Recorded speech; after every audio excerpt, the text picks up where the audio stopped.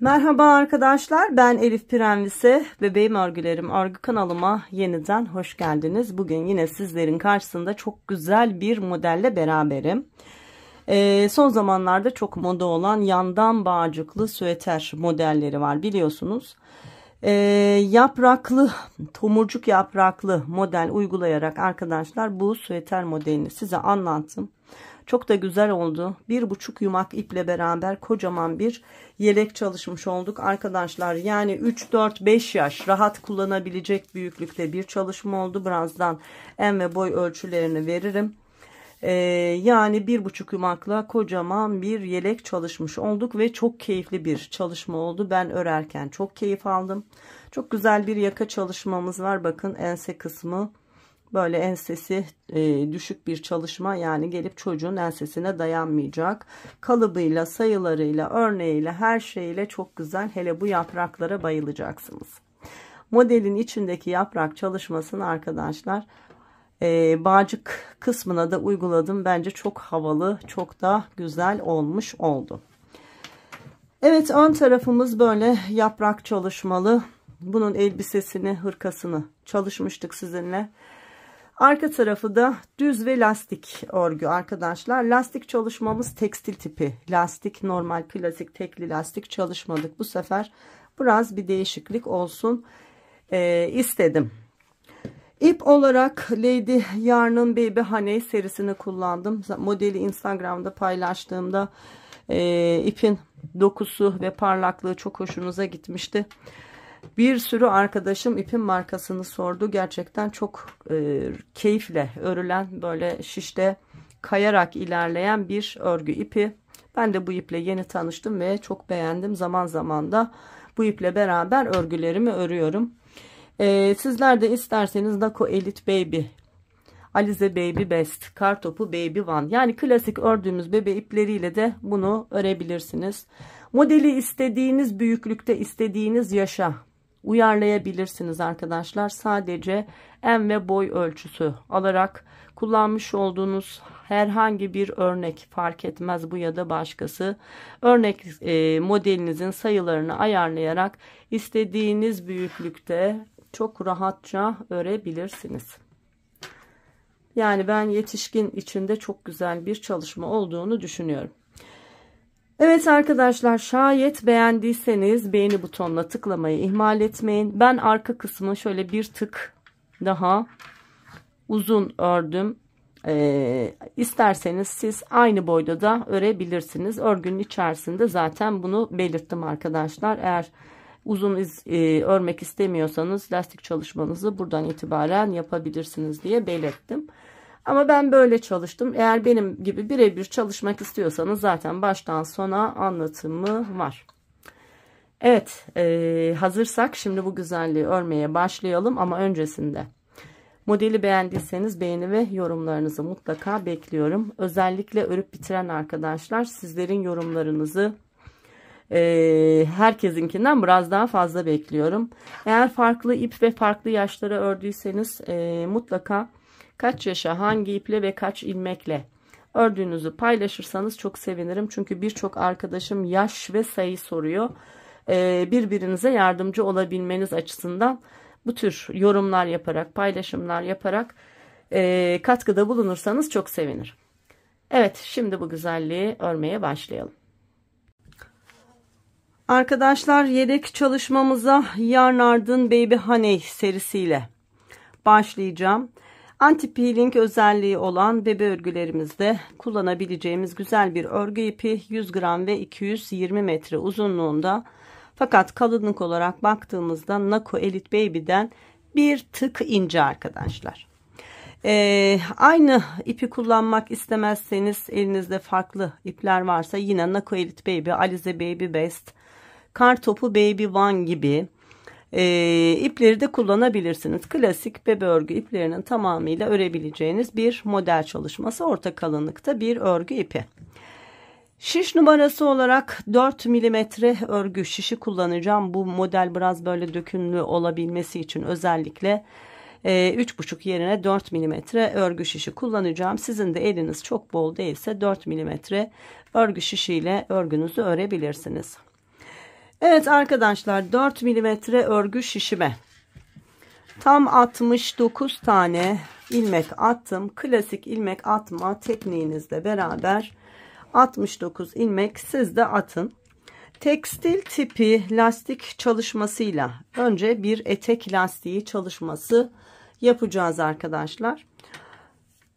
İlk 2 ve son 2 ilmeğim düz, aradaki ilmekler bir ters bir düz olacak. Fakat lastik tipi şu anda çalışacak olduğumuz lastik çalışmasında önlerde düz ilmekler boş alınıyor arkadaşlar. Arkada hem düzler hem tersler olduğu gibi örülüyor. Şimdi 69 ilmeğim şişimde ve başlıyorum. Bu bizim ilk sıramız. İlk 2 ilmeği düz ilmek olarak kabul ediyorum ve şişime boş olarak alıyorum. Ardından bir ters, sonra bir düz, ama düzü örmüyorum. Boş olarak şişime alıyorum. İpi kendime alıyorum. Tersi ters olarak örüyorum. İpi arkaya atıyorum. Düzü boş olarak alıyorum. Tersi ters olarak örüyorum. Düzü boş olarak şişime alıyorum. Tersi normal ters olarak örüyorum. İpi arkaya atıyorum. Düzü boş olarak alıyorum. Bu şekilde sıramızı tamamlayalım.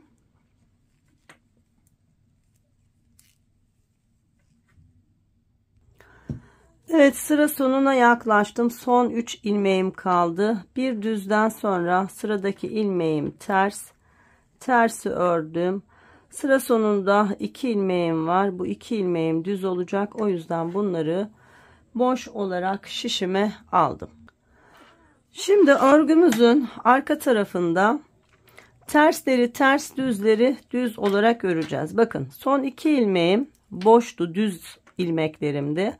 Arka tarafta bu ilmekler ters olacak. O yüzden bu ilk 2 ilmeği ters örgü olarak ördüm. Ardından bakın, sıradaki ilmeğim düz. Zaten çok belirgin. Düzü düz, tersi ters. Bir düz, bir ters. Boş almış olduğumuz ilmekleri ters, ön sırada ters almış örmüş olduğumuz ilmekleri düz ördüm. Bakın, sırada boş almış olduğum ilmek var. Bunu ters. Zaten arka tarafta kalıyor arkadaşlar. Düzleri düz, tersleri ters olarak örüp sıramızı tamamlayalım.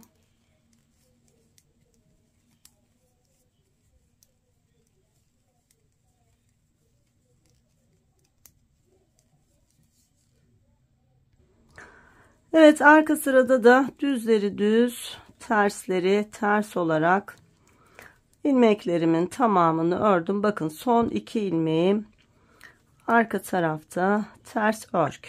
Son 2 ilmeğimi de ters örgü olarak ördüm ve sıramı tamamladım.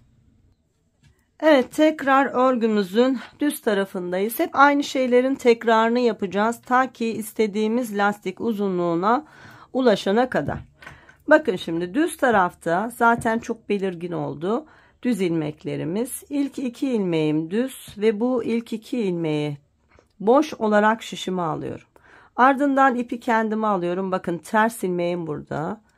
Ters ilmeği ters örüyorum. İpi düz örecekmiş gibi arkaya alıyorum. Sıradaki ilmeğim düz. Onu örmeden şişime boş alıyorum. Tekrar ipi kendime alıyorum. Sıradaki ilmeğim ters, onu ters olarak örüyorum. İpi arkaya alıyorum. Sıradaki ilmeğim düz. Onu boş alarak şişime alıyorum. Yani tersleri örüyorum, düzleri boş alıyorum. Ön sıralarda bunu bu şekilde çalışıyoruz. Arka sırada da arkadaşlar düzleri düz, tersleri ters olarak örüyoruz. Evet, bu şekilde lastiğimiz istediğimiz uzunluğa gelene kadar örelim. Sonra örnek çalışmasıyla beraber örgümüzü örmeye devam edelim.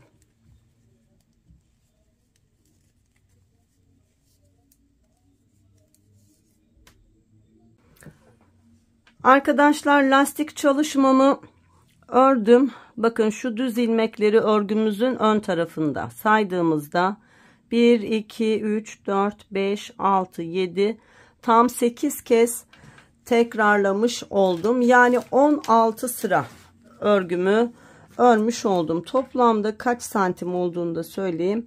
4,5 santim uzunluğunda bir lastik çalıştım arkadaşlar. Bu benim için yeterli. Şimdi ilk 10 ilmek ve son 10 ilmekte yine aynı lastik çalışmasını uygulamaya devam edeceğiz. Ara kısma da artık model çalışmamızı yapacağız. Başlayalım. Örgümüzün ön tarafındayız. İlk 2 ilmeğimiz düz, o yüzden şişime boş alıyorum. Sonra tersimi örüyorum. Sıradaki düz boş aldım. Ardından ters ilmeğimi ördüm. Sıradaki düz boş aldım. Ardından ters ilmeğimi ördüm. Sıradaki boş aldım. Ardından tersimi ördüm. Bakın 2, 4, 6, 8, 9. Son ilmeğim düz boş olarak aldım.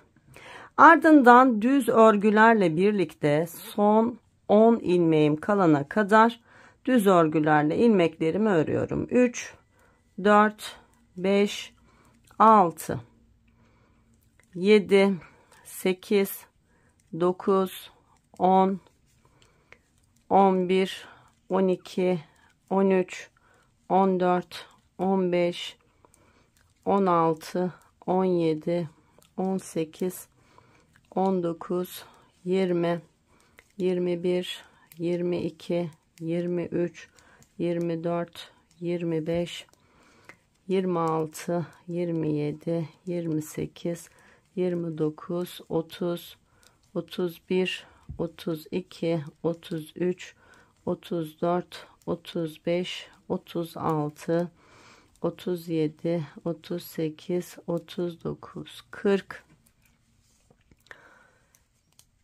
41, 42, 43, 44, 45, 46, 47, 48, 49 ilmeğimi düz ördüğümde sıra sonunda 2, 4, 6, 8, 10 ilmek kalıyor. Yine bu 10 ilmeğimizi lastik olarak örüyorum. İlk ilmeğim düz boş aldım. Ardından tersimi ördüm. Sıradaki düz boş aldım. Sonrakini ters ördüm. Düzleri boş, tersleri ters olarak örüyorum. Son 2 ilmeğim düz ilmek, son 2 ilmeğimi de boş aldım ve geriye dönüyorum. Lastik çalışmamız hep ilk 10 ve son 10'da bu şekilde devam edecek. İlk 2 ilmeğimi ters ördükten sonra düzü düz, tersi ters olarak örüyorum.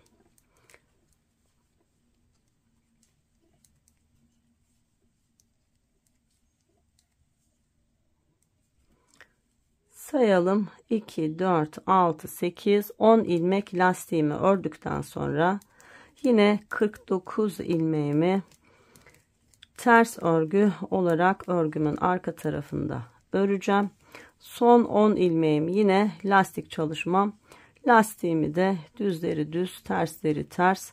Son 2 ilmeğimi ters olarak örüp sıramı tamamlayacağım.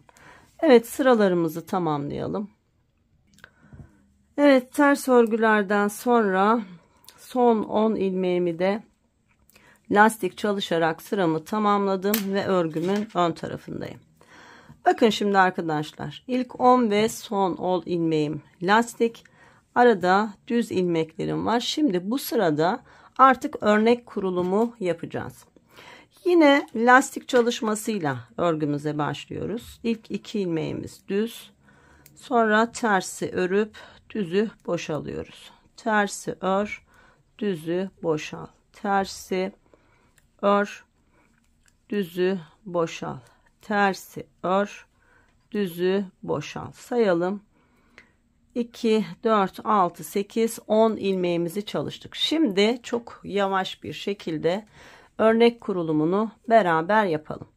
10 ilmek lastikten sonra düz örgüyle 1, 2, 3, 4 ilmek ördüm arkadaşlar.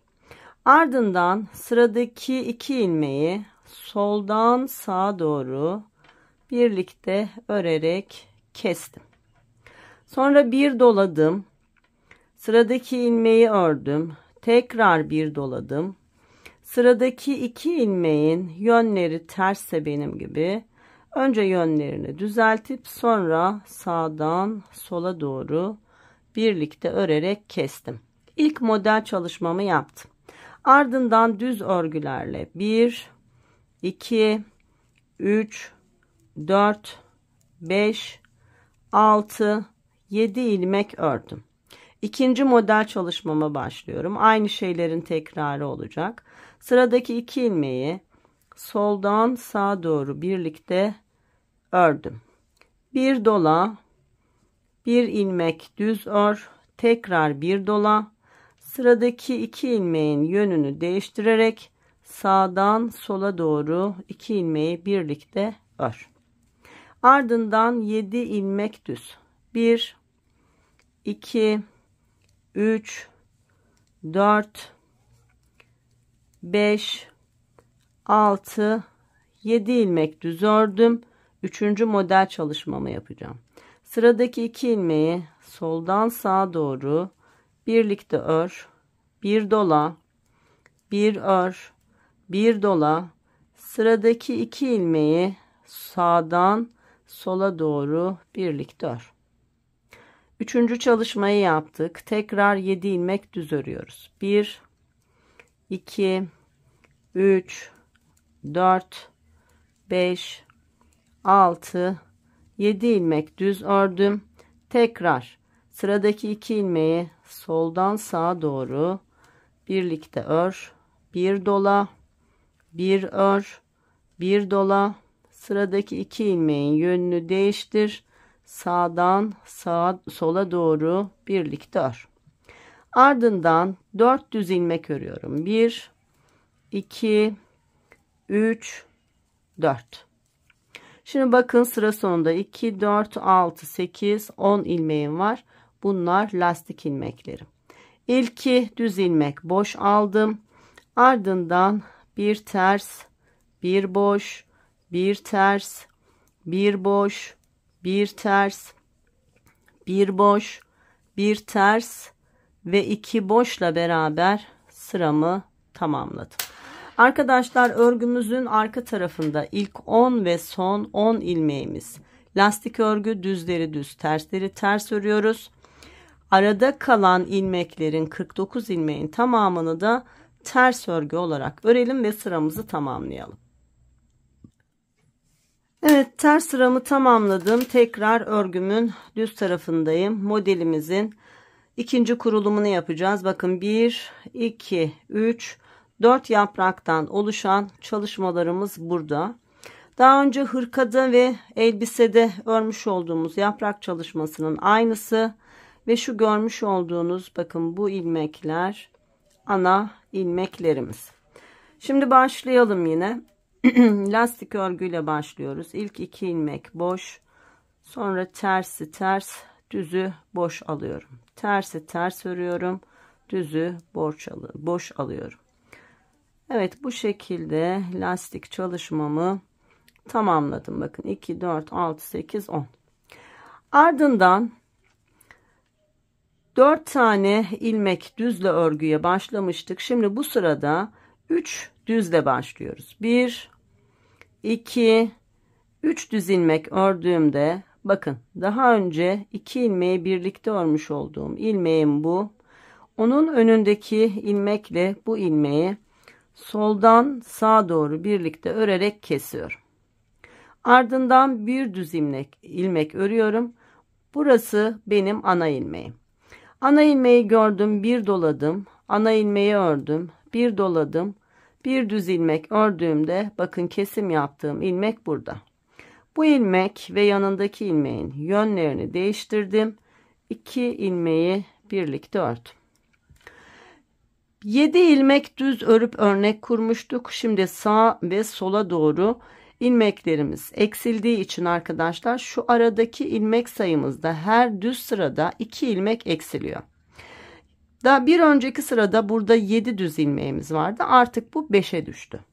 Şimdi 2 ilmeği birlikte ördükten sonra düz örgülerle 1, 2, 3, 4, 5 ilmek ördüğümde bakın bir ilmek burada, bir de kesim ilmeği yaptığım ilmek burada. Bu 2 ilmeği soldan sağa doğru birlikte ördüm. Yanındaki ilmeği ördüm. Bakın ana ilmek burada. Bir dola, ana ilmeği ör. Tekrar bir dola, bir ilmek ör. Kesim yaptığım ilmek burada. Onu ve onun yanındaki ilmeğin yönünü değiştirdim. İkisini birlikte ördüm. Hep aynı şeylerin tekrarı. Sonra 1, 2, 3, 4, 5 ilmek düz. Ardından soldan sağa doğru 2 ilmeği birlikte ör. Bir ilmek daha ördükten sonra bir dola, ana ilmeği ör. Tekrar bir dola, bir ilmek ör ve yine kesim ilmekleri. Sıradaki 2 ilmeği sağdan sola doğru birlikte kes. Sonra 1, 2, 3, 4, 5 ilmek düz ör ve yine model çalışması. Bakın kesim yaptığım ilmek ve önündeki ilmeğin ikisini birlikte soldan sağa doğru ördüm. Yanındaki ilmeği de düz örgü ördüm ve ana ilmeğim burada. Bir dola, ana ilmeği ör, tekrar bir dola, bir ilmek ör, kesim ilmeğim burada. Onu ve onun yanındaki 2 ilmeği birlikte sağdan sola doğru birlikte ör. 1, 2, 3 düz ilmek ördüğümde bakın arkadaşlar 2, 4, 6, 8, 10 ilmekten oluşan lastik çalışmam var. Düz tarafta olduğumuz için düz ilmekleri boş alıyorum. Ters ilmekleri örüyorum. Ve bu şekilde sıramı tamamlıyorum. Evet, son 2 ilmeğimi de boş. Şimdi arka tarafta yine ilk 10 ve son 10'u lastik. Aradaki 49 ilmeği ters örgü olarak örüp bitirelim. 3. kuruluma devam edelim. Evet, örgümün arka tarafını ördüm. Yine düz taraftayım.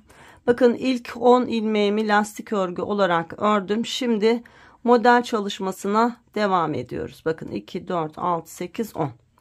Şimdi arkadaşlar düz örgülerle 1, 2 ilmek örüyorum.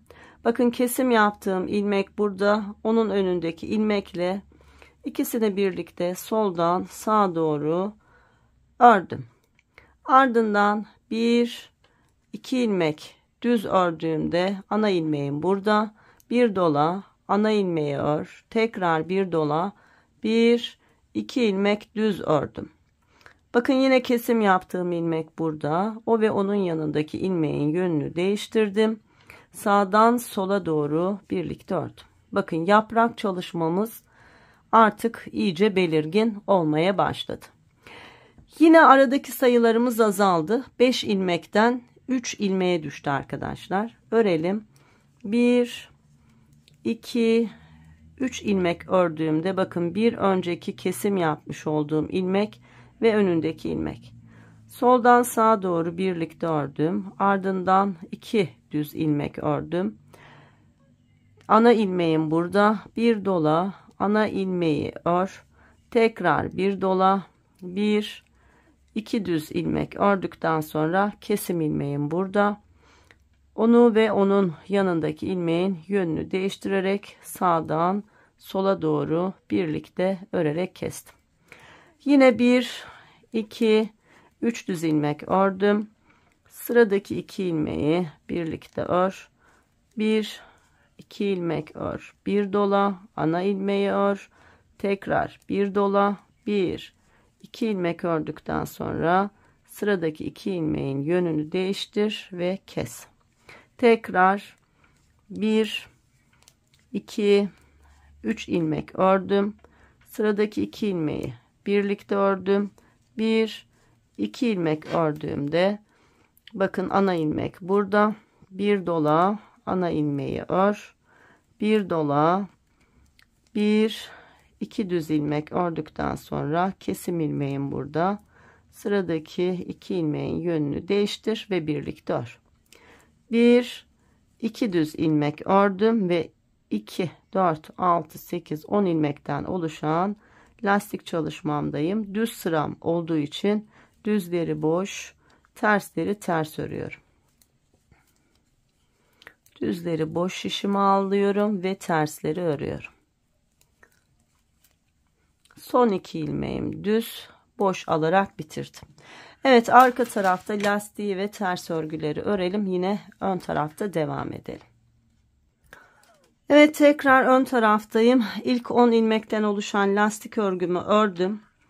Bakın sırada ilk ilmeğimi düz ördükten sonra 2 ilmeğim benim kesim yaptığım ilmeğim. Şu bir önceki kesim yaptığım ilmek, o da önündeki de onunla birlikte kesecek olduğum ilmek. 10 ilmek lastikten sonra 1 ilmek düz örüyorum. Sonra sıradaki 2 ilmeği soldan sağa doğru birlikte örüyorum. Sonra 1 2 3 ilmek düz ördüğümde ana ilmeğimi gördüm. Bir dola, ana ilmeği ör, bir dola, 1 2 3 düz ilmek ördüğümde kesim ilmeğim burada. Kesim ilmeğim ve yanındaki ilmeğimin yönlerini değiştiriyorum ve 2 ilmeği birlikte sağdan sola doğru ördüm. Ardından bir düz ilmek örüyorum. En son 3 ilmeğimiz vardı. Yine 2 ilmeğimiz eksildi kesimlerimizden dolayı. Arada bir ilmek kaldı. Bir düz ilmeği ördüm. Bakın ikinci yaprak çalışmam. Kesim ilmeğim ve önündeki ilmeği birlikte ördüm. Ardından 1 2 3 düz ilmek ördüğümde hemen sıradaki ilmeğim ana ilmek. Bir dola, ana ilmeği ör. Tekrar bir dola. 1 2 3 ilmek ör. Bakın sıradaki ilmek kesim ilmeğim. Yanındaki ilmekle birlikte yönlerini değiştirerek kestim. Araya bir düz ilmek ördüm. Yaprak çalışmam. Sıradaki 2 ilmeğin yönlerini değiştirdim. Birlikte ördüm. Ardından 1 2 3 düz ilmek ördüğümde ana ilmeğim burada. Bir dola, ana ilmeği ör. Tekrar bir dola. 1 2 3 ilmek ördüm. Bakın kesim ilmeğim burada. O ilmek ve yanındaki ilmeğin yönünü değiştirip birlikte ördüm. Tekrar bir düz ilmek ördüm ve son yaprak çalışmam. Kesim ilmeğim ve önündeki ilmeği soldan sağa doğru birlikte ördüm. Ardından 1 2 3 düz ilmek ördüğümde sıradaki ilmeğim ana ilmek. Bir dola, ana ilmeği ör. Tekrar bir dola. 1 2 3 düz ilmek ördüğümde sıradaki ilmek kesim ilmeğim. Yanındaki ilmekle birlikte yönlerini değiştirdim ve birlikte ördüm. Bir düz ilmek ördükten sonra bakın 2 4 6 8 10 ilmekten olan lastik çalışmam var. Düzleri boş alıyorum. Tersleri ters olarak örüyorum. Evet arkadaşlar, arka sırada da lastik çalışması ve ters örgülü çalışmamızı yapalım. Tekrar ön sırada birlikte örmeye devam edelim. Evet arkadaşlar, tekrar ön sıramdayım. İlk 10 ilmeğimi lastik olarak ördüm. Bakın düz ilmek ve yanındaki kesme yaptığım ilmek var. Hemen lastik çalışmamdan sonra yaprak çalışmamın son ajurlu kısmındayım arkadaşlar. Şimdiye kadar bakın 1 2 3 4 tane ajur çalışması yaptık. 5 ajurlu bir yaprak çalışması yapıyoruz. 5. ve son sıramızdayız. Şimdi 2 4 6 8 10 ilmek lastiğimi ördüm. Bakın kesim ilmeğim ve önünde bir ilmeğim var. Soldan sağa doğru 2 ilmeği birlikte ördüm. Ardından 1 2 3 4 ilmek ördüğümde ana ilmeğim burada. Bir dola, ana ilmeği ör. Bir dola, 1 2 3 4 ilmek düz ör. Şimdi bakın en son arada bir ilmeğimiz kalmıştı. Şimdi hem bu yaprağın ilmeğini kesmemiz lazım hem de diğer yaprağın. Ne yapıyorduk? Elbiseden ve hırkadan hatırlayın eğer ördüyseniz. Sıradaki ilk 2 ilmeği şöyle soldan sağa doğru ilmeklerin içerisine girip yönlerini değiştirip tekrar şişe alıyorduk. Ardından şu 3. ilmeği de bakın şişimizi alıp üçünü birlikte örüyorduk. Tek bir ilmek haline getirdik ve ortadaki ilmeğimiz bakın çok düzgün bir şekilde devam etti. Ardından örüyoruz. 1, 2, 3, 4 ilmek ördüğümde sıradaki ilmeğim ana ilmek, bir dola, ana ilmeği ör, tekrar bir dola, sonra 1, 2, 3, 4 düz ilmek ördüğümde yine bakın kesim yaptığım ilmek, kesim yaptığım ilmek ve arada bir düz ilmek var. Üçünü birlikte keseceğiz. Düzgün kesebilmek için sıradaki 2 ilmeğin arasından soldan sağa doğru giriyoruz. Yönünü değiştirip şişe alıyoruz. Yani ortadaki ilmek önde olacak şekilde. Sonra arkadaki 3. ilmeği de ilave edip üçünü birlikte örüyorduk. Ördük ve bitti. Devam edelim. Sıradaki yaprak çalışmam. 1, 2, 3, 4 düz ilmek ördüm. Ana ilmeğim burada. Bir dola. Ana ilmeği ör. Tekrar bir dola. 1, 2, 3, 4 düz ilmek ördüğümde yine 3 ilmeği birlikte kesecek olduğum yerdeyim. Geliyorum. Sıradaki 2 ilmeği soldan sağa doğru şişime girip yönlerini değiştirip tekrar şişe alıyorum. 3. ilmeği de ilave edip üçünü birlikte örüyorum. Tekrar 1, 2, 3, 4 düz ilmek ördüğümde ana ilmeğim burada. Bir dola, ana ilmeği ör, tekrar bir dola, 1, 2, 3, 4 düz ilmek ördüğümde bakın kesim ilmeğim ve lastikten önce son düz ilmeğim var. Bu 2 ilmeğin yönünü değiştirdim ve ikisini birlikte ördüm. Bakın yaprak çalışmamız ne kadar güzel oldu. Şimdi lastik çalışmamızdayız. Ön sırada olduğumuz için düzleri boş alıp tersleri örerek sıramızı tamamlıyoruz. Evet arkadaşlar, arka sırayı yine lastikleri ve ters örgüleri örerek örüp sıramızı tamamlayalım. Sonra ön sırada birlikte devam edelim. Evet arkadaşlar, arka sırayı bitirdim. Tekrar ön sıradayım. 2, 4, 6, 8, 10 ilmekten oluşan lastik çalışmamı ördüm. Şimdi arkadaşlar yeni bir yaprak kurulumuna başlayacağız. Artık yapraklarımızın yeri değişecek. Bakın şu 3 ilmeği birlikte ördüğümüz ilmeğimiz var ya. Bakın biri bu. İkincisi bu. Üçüncüsü de bu. Buralara yaprak yapacağız. Böyle bütün yaprak olacak. Şu ilk yaprağımızın son ilmeği var ya, en son 2 ilmeği birlikte ördüğümüz ilmek. Burada ve son yaprağımızın yine bakın son 2 ilmeği birlikte ördüğümüz ilmek. Burada da yarım yaprak çalışacağız arkadaşlar. Yani yaprağın şöyle söyleyeyim. Burada sadece şurasını çalışacağız. Şu kadar kısmını.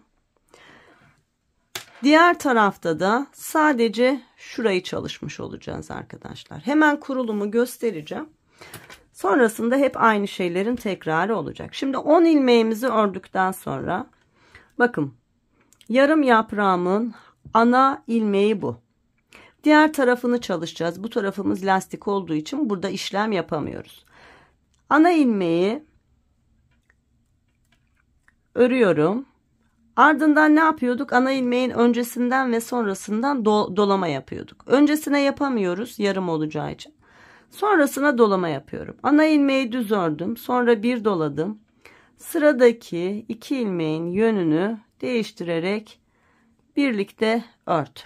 İlk yarım yaprağımın kurulumunu yaptım. Ardından 1, 2, 3 ilmek ördüm. Bakın yaprak çalışmamın, ilk yaprak çalışmamın ana ilmeği burada. Şimdi buraya da popcorn çalışması yapacağız. Artık bu yaprak bitti. Ajurları bitti. Bu yaprağı diğer yaprağa çalışırken kapatmış olacağız arkadaşlar. 2 milimetre örgü tığ kullanıyorum. Böyle daha minik bir popcorn yapabilmek adına. Bakın ana ilmeği tığıma aldım. Şu benim ana ilmeğim. Ardından 3 tane zincir çekiyorum. Bakın 1, 2 ve 3. Tığıma ipimi doluyorum. Ana ilmeğimin içerisine batıyorum. Bir ikili trabzan yapıyorum. Bakın 1, 2 de çıkıyorum. Ama şu ilk ilmeğimi örmüyorum. 2 tane yan yana ikili trabzan oldu. Tığıma ipimi doluyorum. Yine ana ilmeğimin içerisine batıyorum. 1, 2 de çıkıyorum. Bakın 3 tane ilmeğim oldu. Tekrar tığıma ipimi doluyorum. Ana ilmeğimin içerisine batıyorum. 1 ikili trabzan daha ördüğümde 4 tane ikili trabzanım oluyor. Hırkada ve elbisede bunu beşli çalışmıştım. Bu modelimde dörtlü çalışıyorum. Bunun daha kabarık olmasını istiyorsanız beşli çalışabilirsiniz. Ben dörtlü çalışmayı uygun buldum. Sonra dördünü birlikte ördüm. Ve arkadaşlar hırka ve elbiseden farklı bir popcorn yapacağım. Böyle yuvarlak bir top gibi olmasını istiyorum. Normalde ne yapıyorduk? Bunu böyle ördükten sonra bir zincirle sabitleyip tığıma şişime alıyordum. Şimdi yine sabitliyorum fakat geliyorum. Ana ilmek var ya. Ana ilmeğe batıyorum. Ve burada böyle sabitliyorum. Bakın. Tekrar göstereyim. 4 tane trabzanı bir seferde ördükten sonra geliyorum. Ana ilmekte batıp ondan sonra tek bir ilmeğe indirip şişimi alıyorum. Bakın böyle minik bir top görünümü oluyor. Bu sefer böyle çalışacağım. İsterseniz siz daha önce yelek ve hırka ve elbisede çalıştığımız gibi de çalışabilirsiniz. Şimdi devam ediyoruz. Ana ilmeği böyle popcorn çalıştık. Sonra 1, 2, 3 düz ilmek ördüğümde bakın yeni yaprak çalışmamın ana ilmeği hemen burada. 3 ilmeği birlikte ördüğüm ilmeğim. Öncesindeki 2 ilmeği birlikte soldan sağa doğru ördüm. Bir doladım. Ana ilmeği ördüm. Tekrar bir doladım. Sıradaki 2 ilmeğin yönünü değiştirerek birlikte ördüm. İkinci yaprak kurulumunu yaptık. Biri yarım yapraktı. Şimdi kurduğumuz tam yaprak. Devam ediyorum. 1, 2, 3 ilmek ördüm. Bir önceki ana ilmeğimi tığıma aldım. Ve bir popcorn çalışması yapıyorum. Bakın. 1, 2, 3 zincir çektim. Sonra ana ilmeğin içerisine batarak ikili trabzan çalışıyorum. 2, 3 ve 4. 4 tane oldu. Hepsini birlikte ördüm. Geliyorum ana ilmeğe batıyorum ve burada sabitliyorum ve şişime alıyorum. Bakın top gibi oluyor, görüyor musunuz? Bu çalışmada böyle yapacağım ama dediğim gibi siz isterseniz diğer yaptığımız popcorn çalışmasını da uygulayabilirsiniz. Ardından 1, 2, 3 ilmek ördüğümde bakın yeni ana ilmeğim burada. 3 ilmeği birlikte ördüğüm ilmeğim. Öncesindeki 2 ilmeği birlikte soldan sağa doğru ördüm. Bir doladım. Ana ilmeğimi ördüm. Tekrar bir doladım. Sıradaki 2 ilmeği sağdan sola doğru birlikte ördüm. Tekrar 1, 2, 3 ilmek ördüm. Bu sırada popcorn çalışmalarını beraber çalışalım. Sonra daha göstermeyeceğim zaten. Evet. Ana ilmeğimi tığa aldım. 1, 2, 3 zincir çektim. ve yine ana ilmeğimin içerisine ikili trabzan çalışıyorum. Bunlar çektiğim zincirle beraber tam 4 tane olunca hepsini birlikte örüyorum. Sonra ana ilmeğin içerisine batıp şöyle bir sık iğne ile sabitleyip ilmeğimi şişime alıyorum. Devam edelim.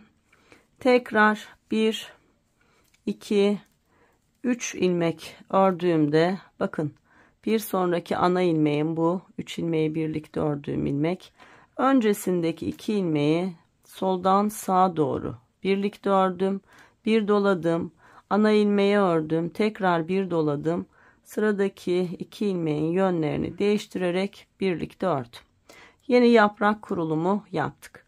Sonra 1 2 3 düz ilmek ördüm. Bakın bir önceki ana ilmeğim, yani şimdiki popcorn ilmeği. İlmeğimi, tığımı aldım.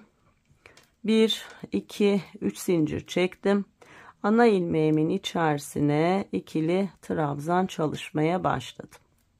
Çekmiş olduğum 3 zincirle beraber toplamda 4 tane ikili trabzan olunca hepsini birlikte ördüm.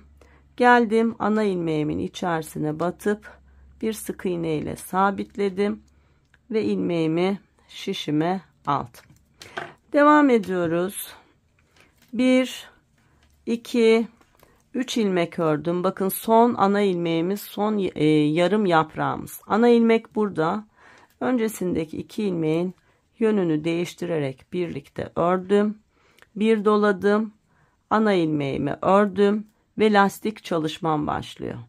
Düzleri boş, tersleri ters olarak örüp sıramı tamamlıyorum.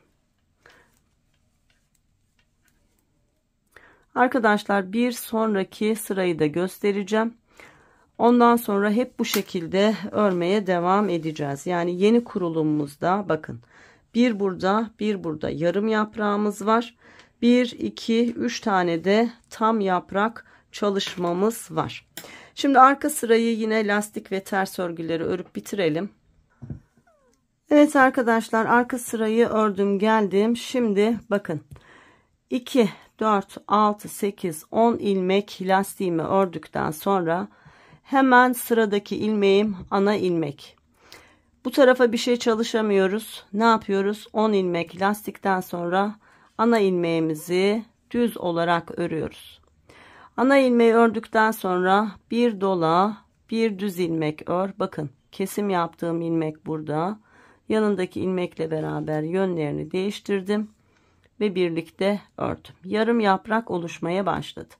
Ardından 1 2 3 4 5 ilmek ördüm.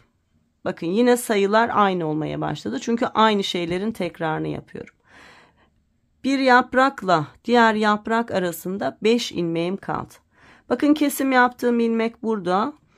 Önündeki ilmekle beraber 2 ilmeği birlikte soldan sağa doğru kestim. Bir düz ilmek daha ördüğümde bakın yeni ana ilmeğim burada. Bir dola, ana ilmeği ör. Bir dola, sıradaki ilmeği ör. Bakın yine kesim yaptığım ilmek. Bu ilmekle yanındaki ilmeğin yönünü değiştirdim ve birlikte ördüm. Yine 1 2 3 4 5 ilmek düz ördüğümde yeni yaprak çalışmam. Bakın kesim yaptığım ilmek ve yanındaki ilmeğin soldan sağa doğru birlikte ördüm. Ardından bir düz ilmek ördüm. Yeni ana ilmeğim. Doladım. Ana ilmeği ördüm. Doladım. Bir ilmek ördüm. Kesim ilmeğim. Onu ve onun yanındaki ilmeği birlikte ördüm. Yine 5 ilmek. 1 2 3 4 5 düz ilmeğimi ördüm. Bakın kesim ilmeğim ve önündeki ilmek. Soldan sağa doğru birlikte ördüm. Bir düz ilmek ördükten sonra ana ilmeğim burada. Bir dola, ana ilmeği ör, tekrar bir dola, bir ilmek ördüm. Kesim ilmeğim burada. Onu ve onun yanındaki ilmeği yönlerini değiştirerek birlikte ört. Son kez 1, 2, 3, 4, 5 düz ilmek ördüğümde bakın kesim yaptığım ilmek ve yanındaki ilmek. Soldan sağa doğru ikisini birlikte ördüm. Bir ilmek daha ördüğümde bakın ana ilmeğim burada. Bir dola, ana ilmeği ör ve lastik ilmeklerim var. Devamı yok çünkü yarım yaprak çalışması. Düzleri boş alıp tersleri ters olarak örüp sıramızı tamamlıyoruz. Arkadaşlar daha fazla göstermeyeceğim. Zaten elbisede ve hırkada çok ayrıntılı bir şekilde yaprak çalışmasını anlatmıştım. Bu dümdüz bir çalışma. Dolayısıyla bunu da hiç karıştırmayacaksınız. Şimdi ne yapmış olduk? Şu yaprak çalışmalarının yenilerini yaptık. Başta ve sonda yarım çalışıyoruz bunları. Değişen hiçbir şey yok. Aynı çalışmayı yapacağız. Toplamda 5 ajur boyunca çalıştıktan sonra tekrar yapraklarımızın yeri değişecek. Ne olacak? Eski şu birinci kurulumdaki yapraklarımızın aynısını çalışacağız arkadaşlar. Lastikten sonra 4 düz ördükten sonra çalışmamızı yapıyoruz. Sonra 7 ilmek örüyoruz, tekrar yapıyoruz. 7 örüyoruz, tekrar yapıyoruz. 7 örüyoruz, tekrar yapıyoruz. Sonra 4 ilmekten sonra yine lastik çalışmamız oluyor. Bu şekilde örerek istediğimiz uzunluğa gelene kadar örgümüzü tekrarlayacağız ama ben şu kurulumu size bir kez daha gösteririm arkadaşlar. Hiç aklı karışan kimse olmasın. Şöyle rahatça bu çalışmayı örebilelim. Evet, şimdi bunu bitirelim. Şu yeni tekrar kurulumla devam edelim. Evet arkadaşlar, ikinci yaprak kurulumunun tam 5 ajurunu bakın çalıştım. Şimdi bu ikinci yaprağım da bitti. İkinci yaprağı örerken bakın ne oldu? Birinci yaprağı da kapatmış olduk arkadaşlar. İkinci yaprağa başladık. Ajur çalışmalarını bitirdiğimizde birinci yaprağımızın tamamını da tamamlamış olduk. Şimdi ne yaptık? Başa dönmüş olduk. Bakın yarım yapraklarım burada kaldı.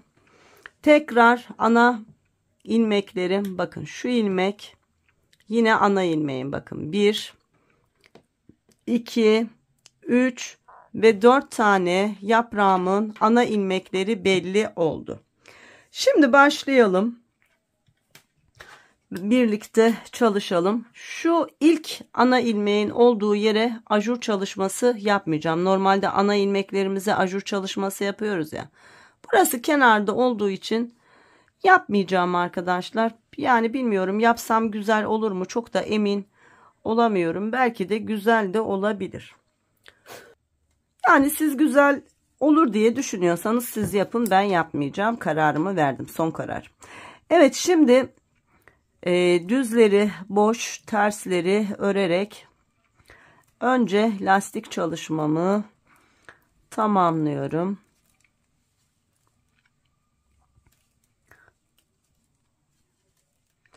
İki, 4, 6, 8, 9 ve 10. Evet. Lastik çalışmam bitti. Şimdi bu benim eski ana ilmeğimdi. Normalde eğer isterseniz buna popcorn çalışması yapabilirsiniz. Ben yapmıyorum. 1, 2, 3, 4 düz ilmek örüyorum. Bakın bir önceki ana ilmeğim. Aynı şeylerin tekrarını yaptık. 4 ilmekten sonra yaprak kurulumu yapıyoruz. Ana ilmeğim bu. Öncesindeki 2 ilmeği birlikte ördüm. Bir doladım. Ana ilmeğimi ördüm. Tekrar doladım. Sıradaki 2 ilmeği birlikte ördüm. Birinci yaprağımızı çalışmış olduk. Ardından 1, 2, 3 ilmek ördüm. Bakın 4. ilmeğim, ajur ilmeğim, popcorn ilmeğim, çalışıp geliyorum. Evet, çalıştım ve devam ediyoruz. Yine düz örgülerle 1, 2, 3 ilmek ördüm. Bakın sıradaki 2 ilmeğin yönlerini değiştirerek birlikte ördüm. İkinci ana ilmeğim burada. bir dola, ana ilmeği ör, tekrar bir doladıktan sonra sıradaki 2 ilmeğin yönlerini değiştirerek birlikte ördüm. İkinci yaprak kurulumunu yaptım. Tekrar 3 düz ilmek, bir ajur çalışması, 3 düz ilmek örelim. Diğer yaprak çalışmalarına devam edelim. Evet, popcorn ilmeğimi çalıştım. Ardından 3 düz ilmek ördüm. Bakın yine ana ilmeğim burada. Önündeki 2 ilmeği soldan sağa doğru birlikte ördüm. Bir doladım.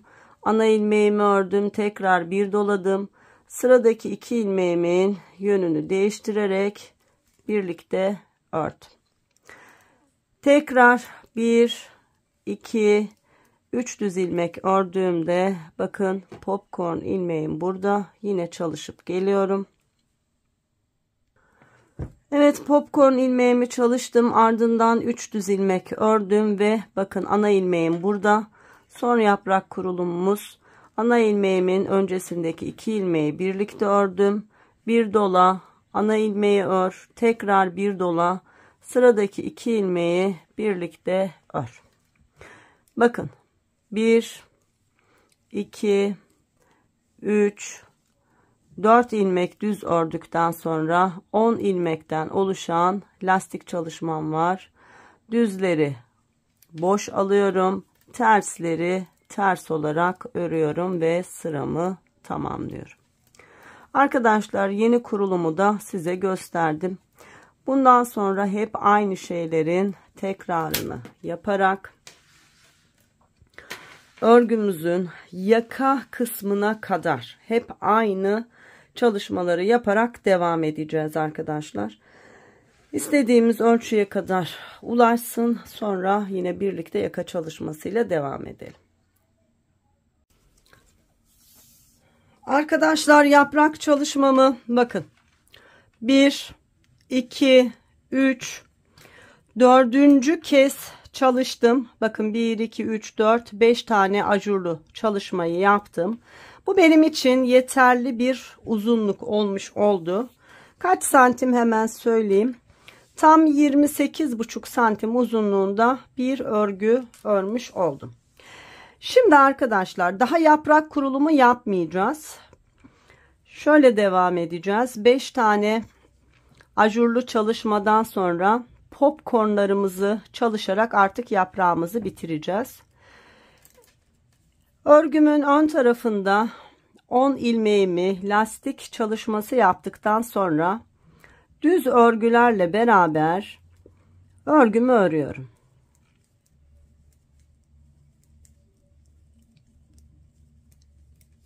Bakın, burada popcorn çalışmamın olduğu ilmek var. Burada popcornumu çalışacağım. Yeni yaprak kurulumu yapmayacağım. Var olan ilmekleri düz örgü olarak öreceğim. 1, 2, 3. Sadece popcornlu olan çalışmalara popcorn çalışacağım. Evet, bu şekilde örgümüzü örelim.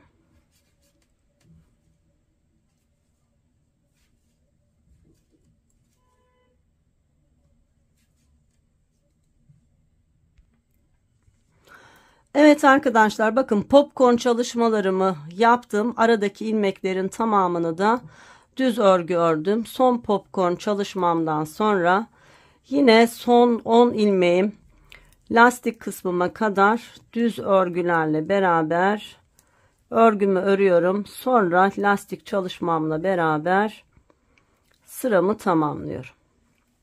Şimdi arka sırada da ilk 10 ve son 10 ilmek lastik, diğer ilmeklerimiz ters örgü olarak sıramızı örüp tamamlayalım. Ön sırada yine birlikte devam edelim. Evet, arka sırayı da ördüm ve bitirdim arkadaşlar. Şimdi yaka lastiğine başlayacağız. Tıpkı kenarlarda yapmış olduğumuz lastik uygulamasını yaka kısmında da kullanacağız. Önce ilk 10 ilmekten oluşan kenar lastiğimi örüyorum. Düzleri boş alıp tersleri örerek 10 ilmeğimi çalışıyorum.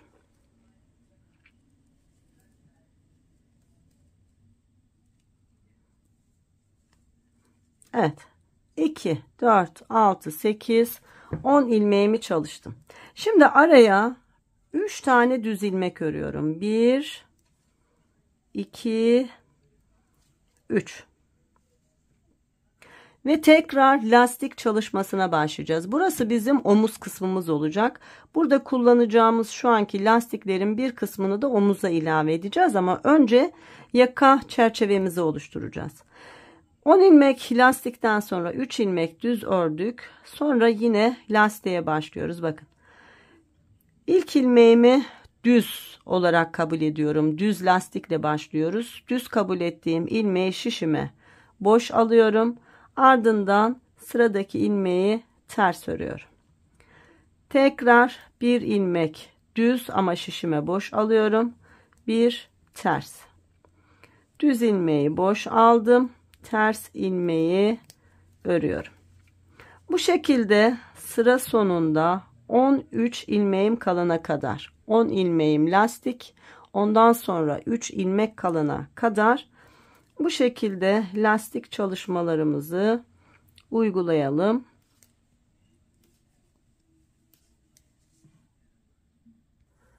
Evet, lastik çalışmamı uyguladım. Bakın 2, 4, 6, 8, 10. Sonrasında da 3 ilmek, 13 ilmek kalana kadar lastiğimi çalıştım.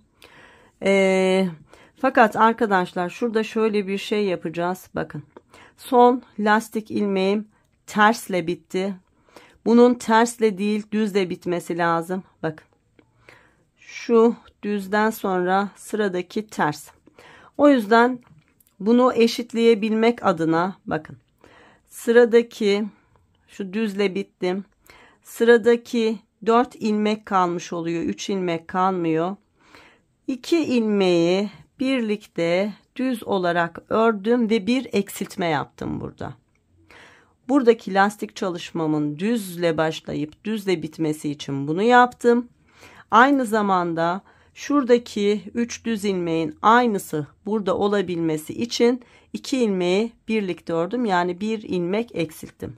Şimdi bu 2 ilmeği birlikte örerek bir kesme yaptık. Bu bizim lastikten sonraki ilk ilmeğimiz. Sonra 2, sonra 3 ilmek ördüğümde bakın 2, 4, 6, 8, 10 ilmek lastik ilmeğim kaldı. Şimdi bu lastik ilmeklerimizi de yine lastik olarak örüyoruz. Bakın düzü boş aldım. Tersi ters olarak ördüm. Düzü boş aldım. Tersi ters olarak ördüm. Düzü boş, tersi ters. Düzü boş, tersi ters ve son 2 ilmeğim düz ilmek boş alarak bitirdim. Şimdi 10 ilmek lastik, ardından 3 ilmek de düz örgü bıraktıktan sonra yeni lastik çalışmamın ilmeklerinin sayısını şimdi size söyleyeceğim. 2, 4, 6, 8, 10, 12, 14, 16, 18, 20, 22, 24, 26, 28, 30, 32, 34, 36, 38, 39, 40, 41. Tam 41 ilmekten oluşan bir lastik çalışmış olduk. Ardından bakın yine 3 düz ve 10 ilmek lastik örgüm var. Şimdi örgümüzün arka tarafını da göstereyim. Bir miktar bu şekilde öreceğiz. Sonra yakayı keseceğiz arkadaşlar. Ne yapıyorduk? Arkada tersleri ters, düzleri düz olarak örüyorduk. İlk 2 ilmeğim tersti. Onları ters olarak ördükten sonra tersi ters, düzü düz olarak örüyorum. Bakın 10 ilmek lastiğimi ördüm. 2, 4, 6, 8, 10. Ardından önde 3 tane düz ilmek bırakmıştık. Bu 3 düz ilmeğimiz arkada 3 ters olarak örüldü. Sonra tekrar bakın. Tersi ters, düzü düz. Tersi ters, düzü düz olarak 41 ilmek saymıştık. Bu 41 ilmeğimizi örüyoruz. Aynı şeylerin tekrarını şöyle 2 santim kadar bu yaka lastiğimiz olana kadar öreceğiz arkadaşlar. Sonra yaka kesimi yapacağız ve omuzlarımızı öreceğiz. Şimdi sıramı bir tamamlayayım. Önden de bir lastiğimiz belirgin olmuş olsun, bir görün.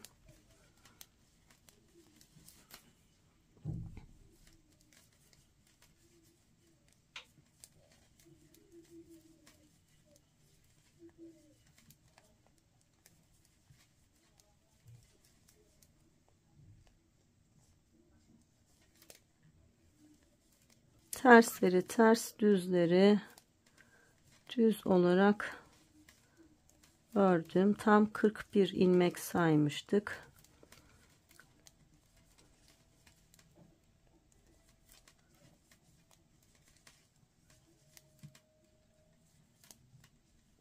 Bakın 41 ilmekten oluşan lastiğimi ördüm. Şimdi yine 1 2 3 ilmekten oluşan önde düz, arkada ters ilmeklerim var.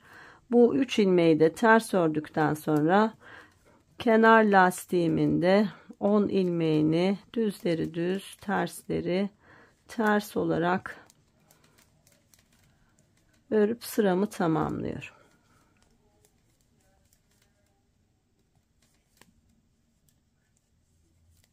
Evet, sıramı tamamladım. Bakın, burası bizim yaka lastiğimiz. Şimdi bunu bakın, iki sıra örünce şöyle bir tane düz ilmek oluyor. İlmeği boş aldığımız için bu iki sıra aslında bir düz ilmek, iri bir düz ilmek görüntüsü sağlıyor. Bunu 4 ya da 5'e tamamlayacağım. Sonra yaka kesimi yapacağım. Tamamlayayım, geleyim, sonra kesimlere beraber devam edelim. Arkadaşlar, lastik çalışmamı bakın. 1, 2, 3, 4, 5. kez örmüş oldum. Toplamda kaç santim ördüm? 2,5 santim uzunluğunda, hatta 2 santim diyebileceğimiz uzunlukta bir örgü elde etmiş oldum. Şimdi omuzlarımızı ayıracağız ve ön yaka kesimi yapacağız. Onu da şöyle ayarladım. 20 ilmek bir omuzda, 20 ilmek diğer omuzumuzda bırakacağız. Aradaki ilmekleri keseceğiz. Bakın, 10 ilmek baştaki lastiğimiz, 3 ilmek arada düz ilmeğimiz ve sonrasında 7 ilmek yine yaka kısmındaki lastiğimizi ördüğümüzde toplamda 20 ilmek ediyor. Şimdi örgümün arka tarafında bakın, 1, 2, 3, 4, 5. kez çalıştığımda, yani 10 sıra ördüğümde örgümün arka tarafındayım. Kesimi arkadan yapacağım. Şimdi kontrol edelim. 2, 4, 6, 8, 10, 12, 14, 16, 18, 20 ilmeğimi ördüm. 10 ilmek lastik, 3 ilmek arkada ters, sonra 7 ilmek lastik ördüm. En son lastik ilmeğim arkada ters, önde düz olan ilmeğim. Şimdi 20 ilmek orada, 20 ilmek de buradan ayıralım.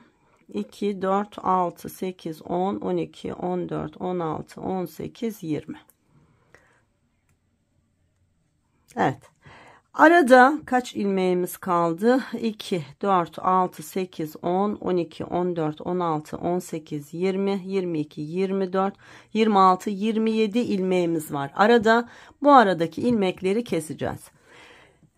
Örerek kesme tekniğiyle yapacağız ve lastik kesimi yapacağız arkadaşlar. Şimdi 20 ilmeğim burada. Bunu hiç ellemiyorum. En son ters örgüyle bitirdim. Sıradaki ilmeğim düz. Önce bunu düz ördüm. İpi kendime aldım. Sıradaki ilmeğim ters. Onu da ters ördüm. Sonra arkadaki düz ilmeği üzerinden geçirdim ve ilk kesimimi yaptım. Ardından sıradaki ilmeğim düz olarak ördüm. Arkadaki ilmeği üzerinden geçirdim. Sıradaki ilmeğim ters ilmeği ters ördüm ve arkadaki ilmeği üzerine geçirdim. Bu kesimi yaparken esnek bir kesim yapıyoruz. Yani ipimizi sıkmıyoruz arkadaşlar. Şöyle bolca örüyoruz ve arkadaki ilmeği üzerinden geçiriyoruz. Burası bizim yakamız olduğu için böyle esnek, düzgün bir kesim yapmamız lazım ki çocuğumuzun başından rahatça girip çıkabilsin. Evet, bu şekilde ilmeklerimizi düzleri düz örüp keselim. Tersleri de ters örüp keselim. Son 20 ilmeğimiz kalana kadar. Evet, bakın ilmeklerimi esnekçe kestim ve çok düzgün bir kesim elde etmiş oldum. Şimdi son ilmeklerim kaldı. Bunları da beraber keselim. Bakın sıradaki ilmeğim düz ördüm. Arkadaki ilmeği üzerinden geçirdim. 20 ilmeğimi burada ayırmıştım. Burada bir kesim ilmeğim var. O yüzden arkadaşlar son bir kesim yapıyorum. Bakın sıradaki ilmeğim ters örgümü ördüm ve arkadaki ilmeği üzerinden geçirdim. Şimdi 19 ilmek burada, bir ilmek de sağ şişimde, toplamda 20 ilmeğim bir tarafta, 20 ilmeğim diğer tarafta kalacak şekilde yakamı kestim. Ardından devam ediyorum. Örgümün arka tarafı olduğu için düzleri düz, tersleri ters olarak örüp sıramı tamamlıyorum. Bakın arada 3 ters ilmeğim var. Önde düz, arkada ters olan ilmeğim. Terslerimi de ters ördüm.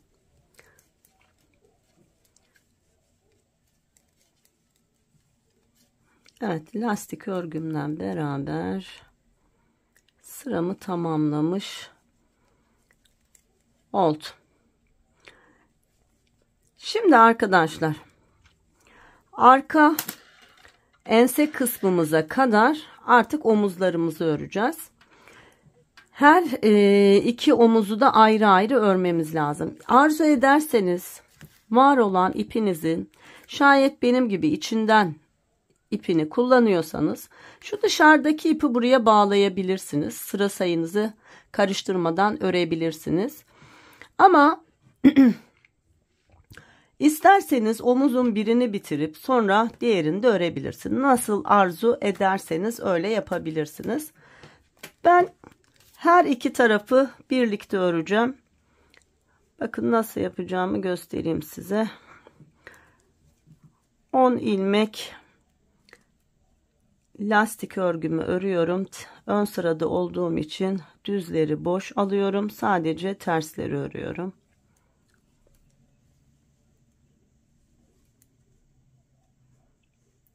İki, 4, 6, 8, 10. Evet, 10 lastikten sonra 1, 2, 3 ilmek düz. Sonra tekrar 7 ilmek lastik. Düzleri boş, tersleri ters olarak örtüm. Bitti. Şimdi bakın burada benim dışarıdan ipim var. Geliyorum, bu ipi hemen şuraya bağlayarak örgüme devam ediyorum. Bakın şuradaki ilk kesmiş olduğum ilmeğin şu ilmeği geliyorum, şöyle şişime alıyorum.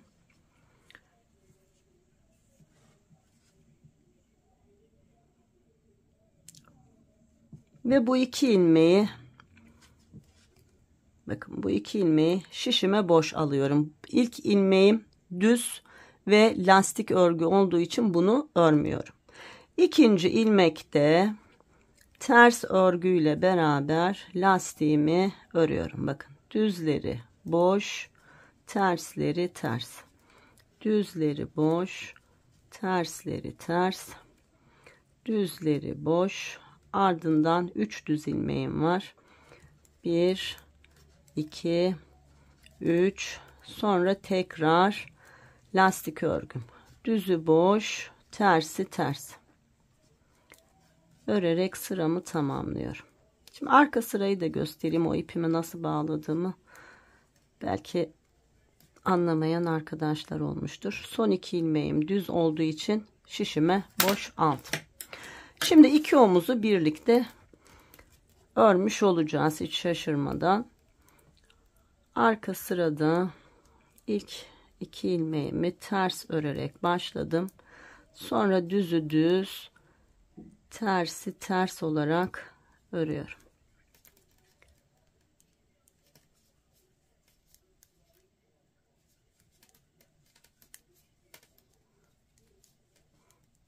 Evet, arada 3 ters ilmeğim var. 1 2 3 ters ilmeği ördükten sonra tekrar lastik. Tersi ters, düzü düz. Tersi ters, düzü düz. Tersi ters. Bakın şimdi düzü düz ördükten sonra şu başlangıçta almış olduğum 2 ilmeği birlikte şöyle ters olarak ördüm. Bunu niye yaptığımı şimdi göstereceğim size. Örgümün ön tarafını çevirdiğimde şurada normalde bu ilmeği almasaydım arkadaşlar bir ayrık görüntü olacaktı. Onu kaybetmek adına ilk ilmeği yukarı çekerek 2 ilmeği birlikte ördüm. İlmek sayım değişmedi ama çok düzgün bir şekilde birleşmiş oldu. Şimdi ne yapıyorum? Geliyorum diğer ipimle ve omuzumun diğer tarafında aynı şeyi yapıyorum. İlk ilmeğimi ters ördükten sonra düzü düz, tersi ters. Düzü düz, tersi ters. Düzü düz, tersi ters ördüm. 3 tane önde düz, arkada ters ilmeğim var. Bu ilmeklerimi de ters ördüm. Ardından yine lastik örgüm. Tersi ters, düzü düz. Tersi ters, düzü düz. Evet, bu şekilde omuzlarımızı bir miktar öreceğiz. Arka ense uzunluğuna ulaşana kadar.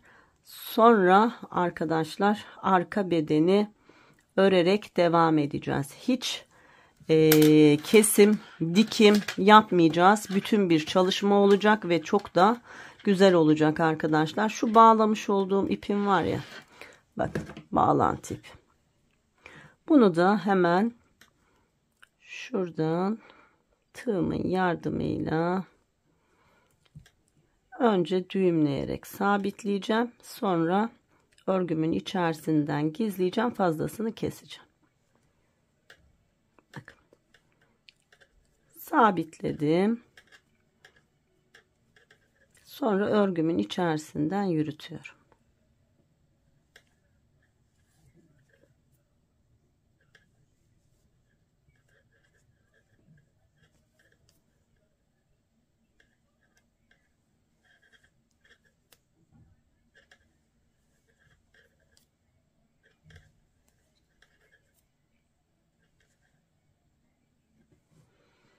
Evet. Şimdi fazlasını keserek temizliyorum. Bakın tertemiz oldu. Gördünüz mü? Evet arkadaşlar. Şimdi gösterdiğim şekilde her iki omuzu da örelim ve bitirelim. Ense çalışmasıyla beraber devam edelim. Arkadaşlar her iki omuzu da ördüm. Şuradaki düz ilmeklerimizi saydığımızda 1, 2, 3, 4, 5, 6, 7, 8, 9, 10, 11, 12, 13 kez, yani 26 sıra örmüş oldum. Bu benim için yeterli bir yaka boyun oyuntusu. Kaç santim hemen söyleyeyim. Tam 7,5 santim uzunluğunda bir yaka çalışmış oldum. Şimdi arkadaşlar şu ense kısmımıza ilmek alarak hiç kesip dikmek zorunda kalmadan bütün olarak örgümüze devam edeceğiz. Çok kolay ve temiz bir çalışma olacak. Öncelikle yine örgümün ön tarafında bakın, ilk 2 ilmeğim düz olduğu için boş, sonra tersi ters, düzü boş. Lastik örgümü örüyorum.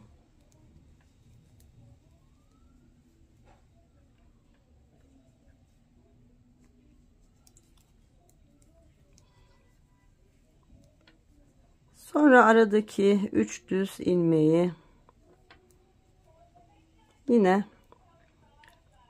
örmeye devam ediyorum. Ardından yine lastiğim var 7 ilmekten oluşan. Bir boş, sonra tersi ters, düzü boş, tersi ters, düzü boş, tersi ters ve düzü boş ördükten sonra şöyle kesmiş olduğum ilmeklerin yerine 25 ya da 26 ilmek. Şimdi bakacağım arkadaşlar. Bu lastik örgümüz düzgün bir şekilde devam edebilecek şekilde ilmeklerimi artıracağım. Lastiğimi öyle bir çalışacağım ki son ilmeğim, şuradaki son artırma ilmeğim ters ilmek olmalı ki tekrar düzle devam edebileyim. Ya herkes alıştığı şekilde artış yapabilir. Benim en düzgün ve en pratik ilmek arttırma şeklim şöyle arkadaşlar. Bakın. Şu son ilmeğim var. Boş almış olduğum ilmeğim. Bunun içerisine giriyorum. Düz örgü örer gibi örüyorum. Çıkardığım ilmeği şişime alıyorum. Bakın. Bunun içerisinden bir ilmek çıkardım. Şimdi çıkarmış olduğum ilmeğin içerisinden yine bir ilmek çıkarıp şişime alıyorum. Hatta şuraya bir işaretleyici takalım. Şu iki ilmeği çıkarmış olduk.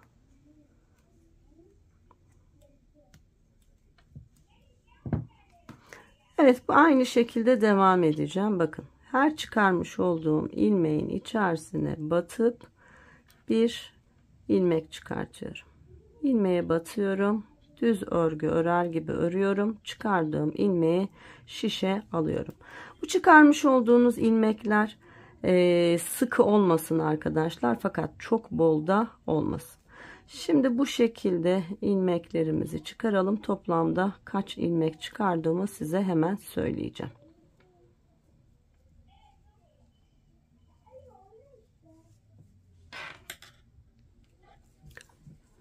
Arkadaşlar tam 25 ilmek çıkardım. 25 ilmek çıkardığımda şu çıkarmış olduğum birinci ilmek ve 25. ilmek ters oluyor. Dolayısıyla benim lastik çalışmam düzgün bir şekilde devam ediyor.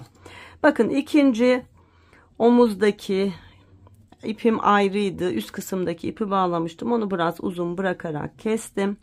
Şimdi geliyorum. Bakın.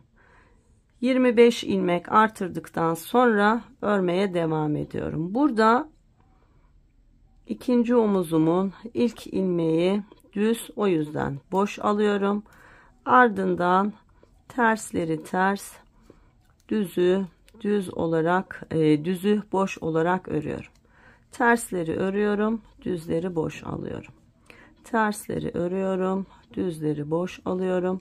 Ardından 1 2 3 ilmek düz ördükten sonra tekrar lastiğim başlıyor. Düz ilmeği boş, ters ilmeği ters, düz ilmeği boş, ters ilmeği ters. Bu şekilde sıramı tamamlıyorum.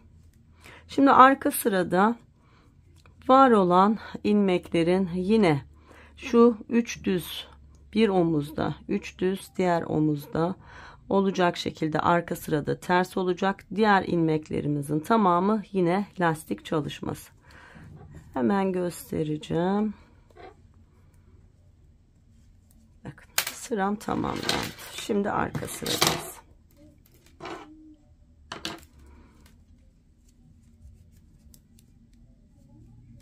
Ters örgülerle başlıyorum. Ardından düzü düz, tersi ters, düzü düz, tersi ters, düzü düz, tersi ters.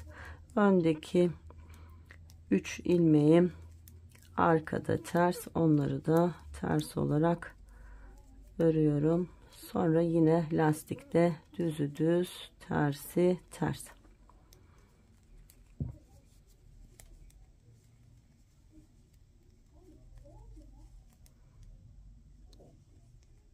Bakın, şimdi en son tersle bittik.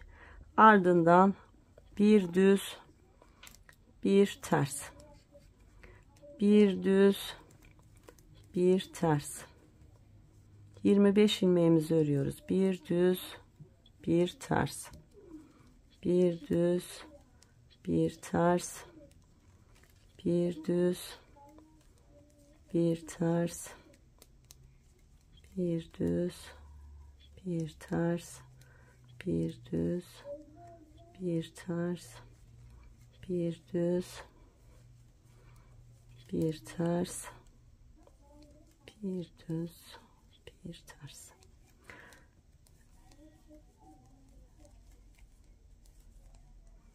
Evet, 25 ilmeğimin tamamını ördüm. Son ilmeğim düz. Bakın burada da son ilmeğim ters. Şimdi tersi ters, düzü düz örerek sıramı tamamlıyorum. Aynen bu şekilde arkadaşlar birkaç sıra ense lastiğimizi örelim. Sonra sadece yine kenarlarda ilk 10 ve son 10 ilmeğimiz lastik olarak kalacak. Diğer ilmeklerimizi düz örgü olarak öreceğiz. Etek ucundaki lastik çalışmamıza kadar. Çok kolay ve çok güzel bir çalışma hazırladım sizler için. Ve hiç kesme, dikme olmadan bütün şeklinde örebileceğimiz bir örgü çalışması olmuş oldu. Bakın. Gördünüz mü? Ne kadar güzel olmuş oldu. Evet, aynı şekilde lastiği örelim arkadaşlar. Sonra daha göstermeyeceğim. Birkaç sıra lastik öreceğim. Yani muhtemelen ya bunun kadar ya bundan bir sıra az. Ördükten sonra var olan ilmeklerimin sadece ilk 10 ve son 10'u lastik olarak kalacak. Diğer ilmekleri düz olarak etek ucuna kadar öreceğim. Etek ucunda da yine lastik çalışmamızla beraber örgümüzü örüp bitireceğiz.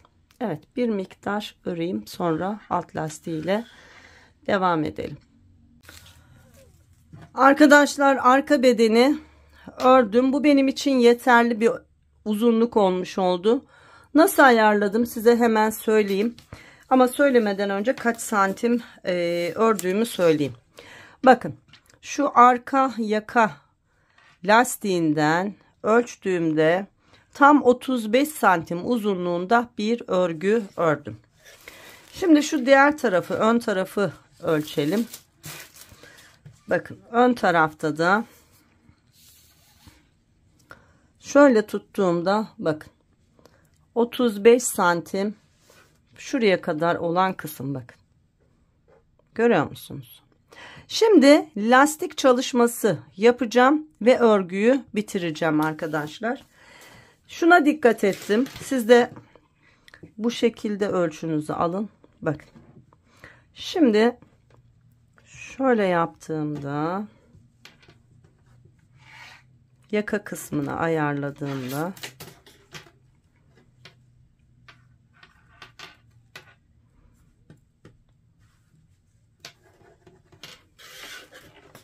bak, tam şöyle lastik ucuna gelmiş oluyor. Şimdi ben burada arkayı biraz uzun yapacağım. Genelde orijinallerde öyle oluyor. Arka kısım bir tık uzun oluyor. O yüzden ben şimdi lastik örgüye geçeceğim ve arka kısmın lastiğini öreceğim. Arka bedenden ön beden biraz kısa olacak. Arka bedenin lastiği uzun olacak.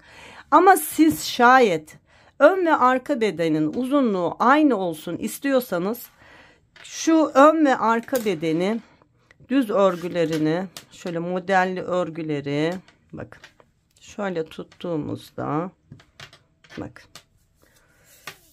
tam şuraya hiza geliyor. Santim olarak da hemen söyleyeyim. Bakın şöyle tuttuğumda 32 santim lastikten sonra yakaya kadar olan uzunluğu. Arka tarafı da yine aynı şekilde ölçün. Ondan sonra lastik örgünüzü yapın. Şimdi ben arkayı uzun yapacağım için alt lastiğe kadar var olan ilmekleri kenarlar lastik, aralar düz örgü olarak ördüm. Şimdi lastiğe geçiyoruz. Bu sırada lastik örgümüzü örüyoruz. Örgümüzün düz tarafı olduğu için düz ilmekleri boş alacağız. Ters ilmekleri öreceğiz. İlk 10 ilmeğim zaten lastik örgüydü. Onu lastik ördükten sonra bakın. Bir ters, sonra bir ilmek boş. Bir ters, bir ilmek boş. Bir ters örüyorum, sonra bir ilmek boş. Tersleri örüp boşları, düzleri boş alarak örelim son 10 ilmeğimize kadar. Evet, son 10 ilmeğime gelince arkadaşlar hiç lastiğimiz bozulmadı. Eğer fazla ilmeğimiz olmuş olsaydı, yani bir ters bir düz lastik çalışmamızı yaparken 2 ters yan yana ya da 2 düz yan yana gelmiş olsaydı burada kesme yapacaktık ama hiç gerek kalmadı. Bakın, son ters ilmeğimden sonra sıra sonundaki 10 ilmekten oluşan lastik örgümün ilk ilmeği düz.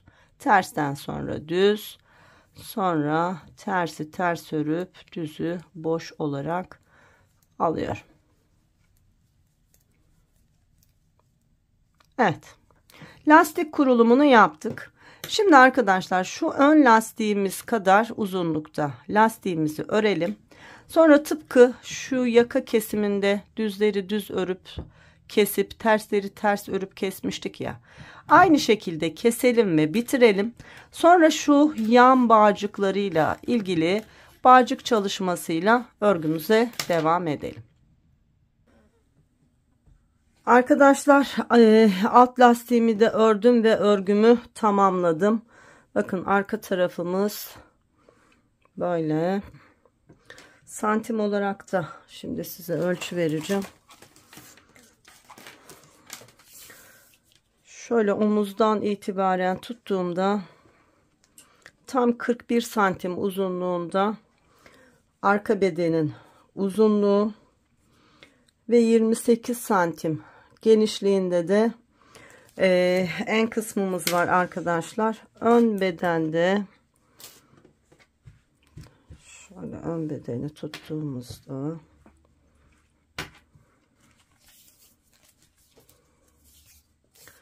yine omuzdan lastik bitimine kadar 38 santim uzunluğumuz var. Şimdi arkadaşlar son olarak yan kısmının bağcıklarını yapacağız. Bakın, ben kordon bağcık ve ucuna modelimize uygun bir yaprak çalışması yaptım. Şöyle iç taraftan başladım. Bakın, bunu böyle bağlayacağız.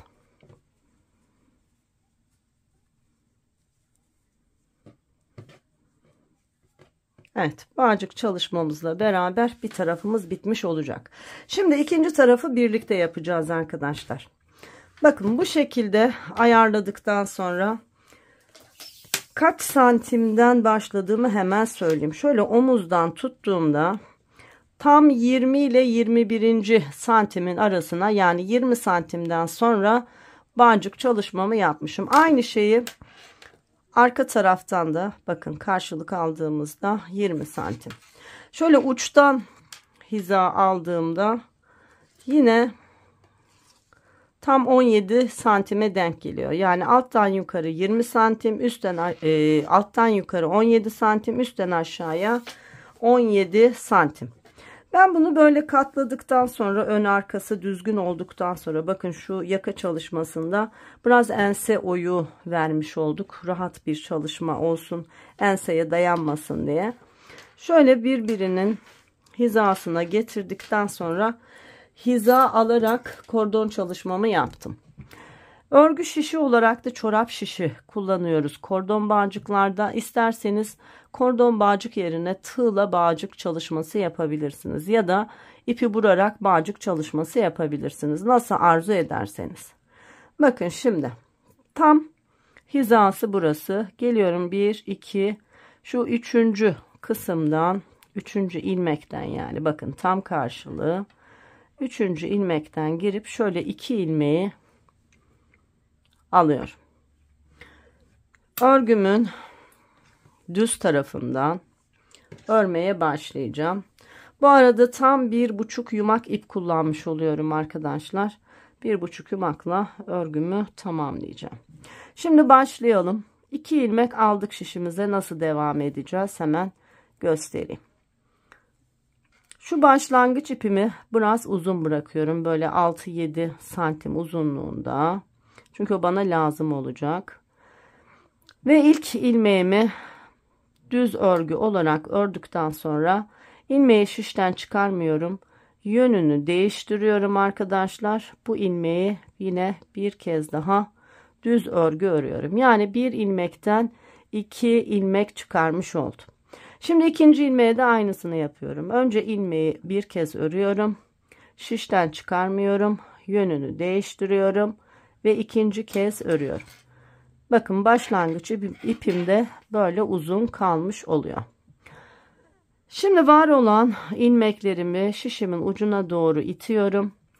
Bakın örgü ipim 4. ilmeğimde. Gördünüz mü? Bu burada duruyor. Geliyorum. Yine 1. ilmekten başlayarak bu 4 ilmeği düz örgü olarak örüyorum. Evet, ördüm. Yine şişimin uç kısmına alıyorum ve tekrar bu 4 ilmeği örüyorum. 1. ilmekten başlıyorum. Sırayla 2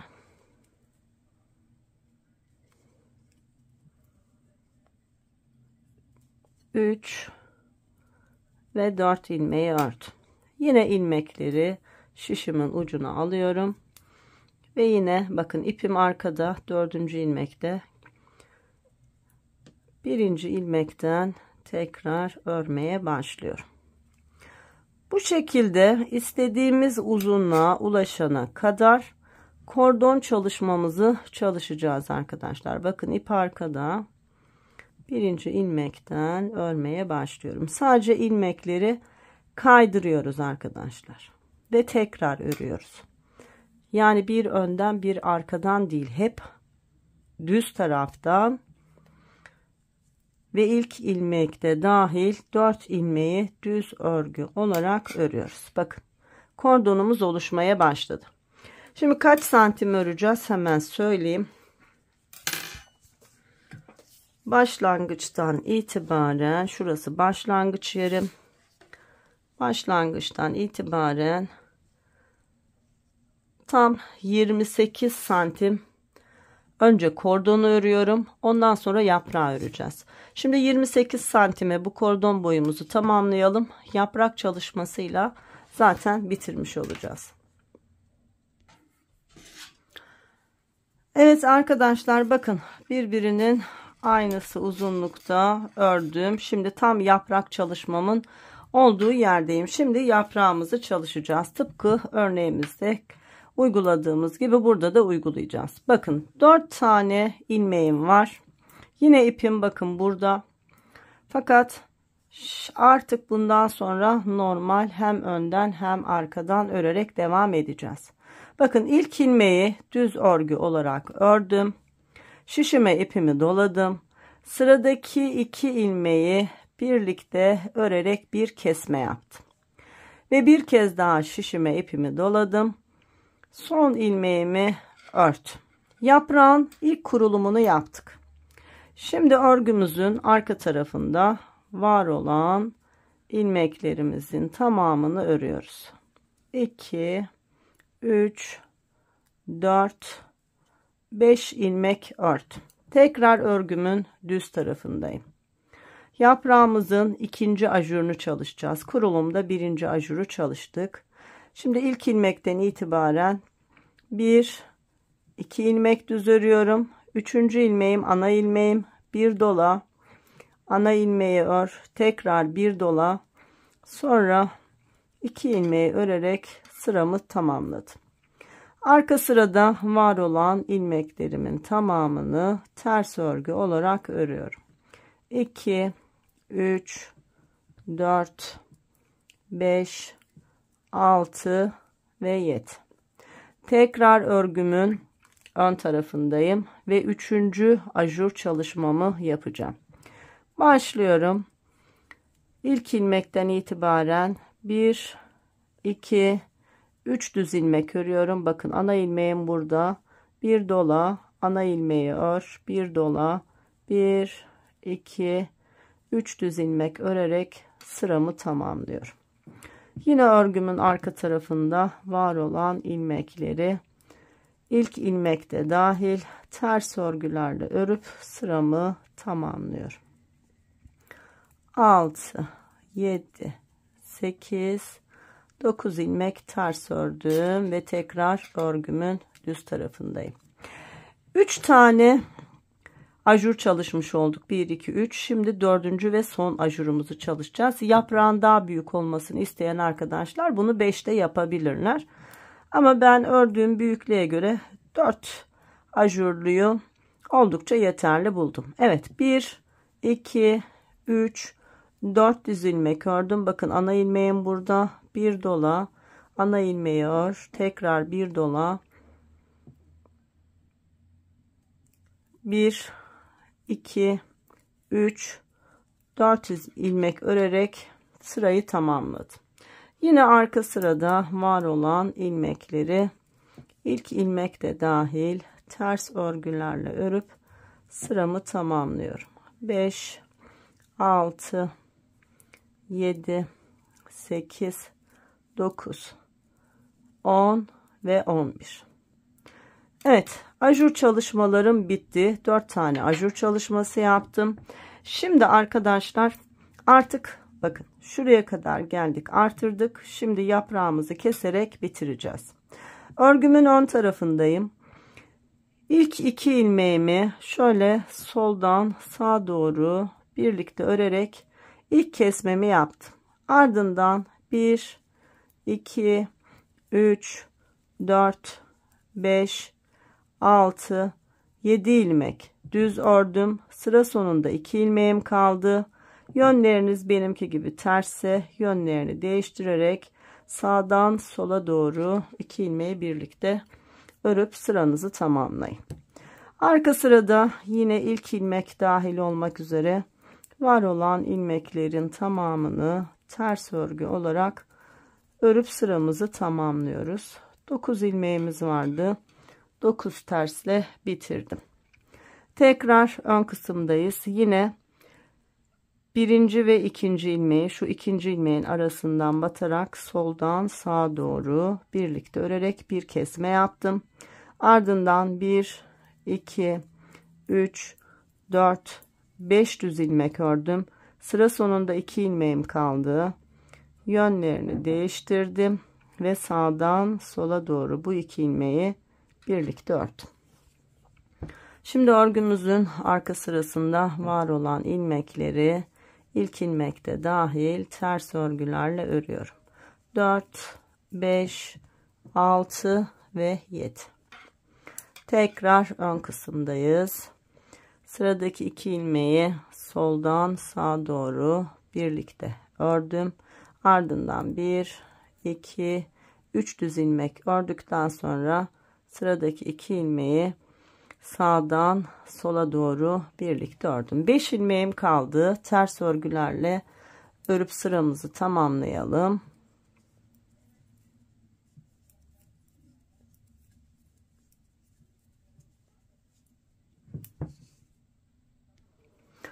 Evet, tekrar ön kısımdayız. 5 ilmeğimiz kaldı. Aynı şeyi tekrarlıyoruz. 1 ve ikinci ilmeği ikinci ilmekten doğru, yani soldan sağa doğru batarak 2 ilmeği birlikte ördüm. Sonra 1 ilmek düz ördüm. Sıra sonunda 2 ilmeğim kaldı. Yönlerini değiştirdim ve bu 2 ilmeği birlikte ördüm. 3 ilmeğim kaldı. Bu 3 ilmeği ters örgülerle beraber örüp sıramı tamamlıyorum. Evet, tekrar örgümün düz tarafındayım. Şimdi arkadaşlar bakın 1, 2, 3 ilmeğim var. Şu ikinci ilmekle birinci ilmeğe buradan yine soldan sağa doğru örer gibi batıyorum. şişten çıkartıyorum ve yönünü değiştiriyorum. Sonra yandaki ilmeği de ilave ediyorum. Yani 3 ilmeği birlikte örüyorum. Son bir ilmeğim var. Bunu da bir kez örelim ve ipimizi biraz uzun bırakarak keselim. Evet arkadaşlar, çalışmamızı bitirmiş olduk. Bakın, yaprak çalışmamız bitti. Bağcık çalışmamız bitti. Şimdi tığımızın yardımıyla şöyle ince bir tığ.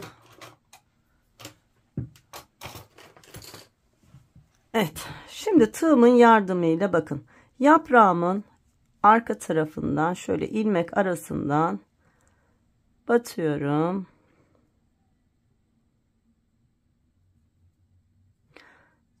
Ve bu ipimi içinden yürüterek gizliyorum. Bakın. Gördünüz mü ne kadar düzgün oldu. Birkaç kez daha yine aynı şeyi yapacağım. Sonra fazla olan ipimi keserek temizleyeceğim.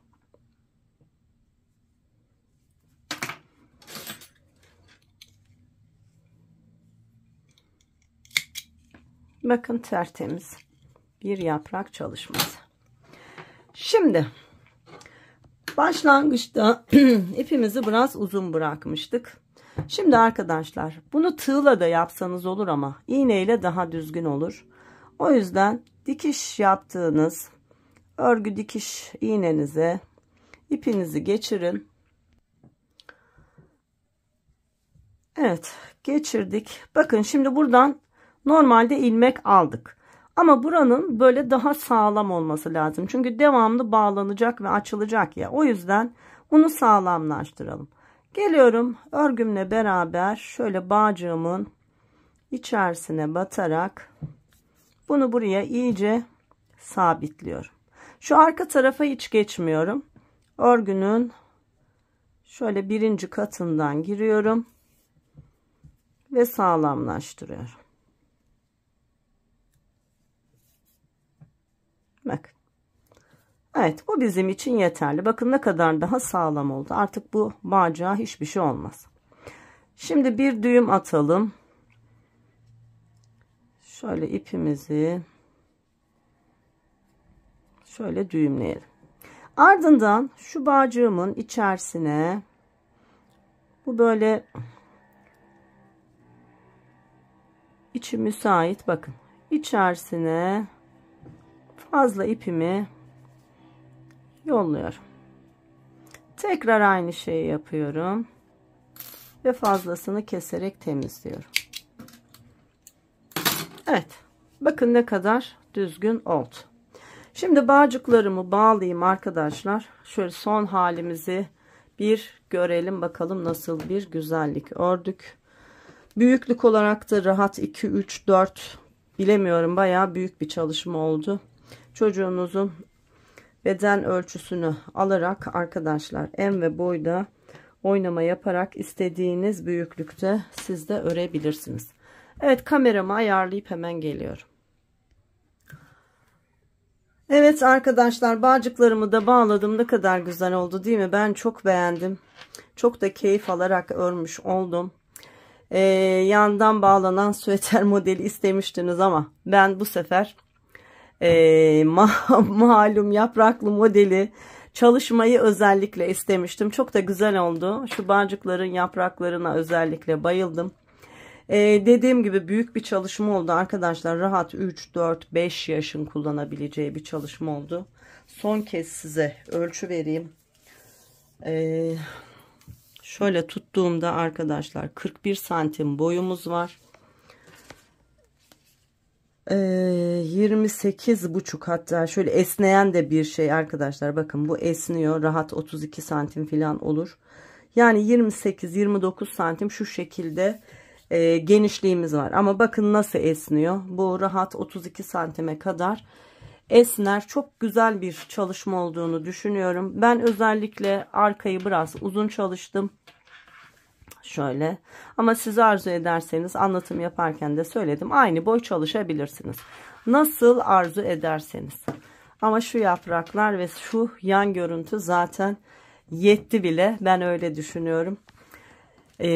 Yine aferin bana diyeceğim. Evet, beğendiyseniz beğeni ve yorumlarınızı bekliyorum arkadaşlar.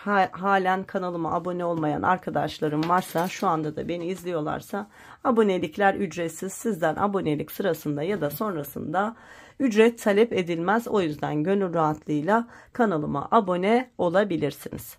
Evet, bir sonraki çalışmamda görüşebilmek dileğiyle sağlık, sıhhat, esenlikler diliyorum. Hoşça kalın.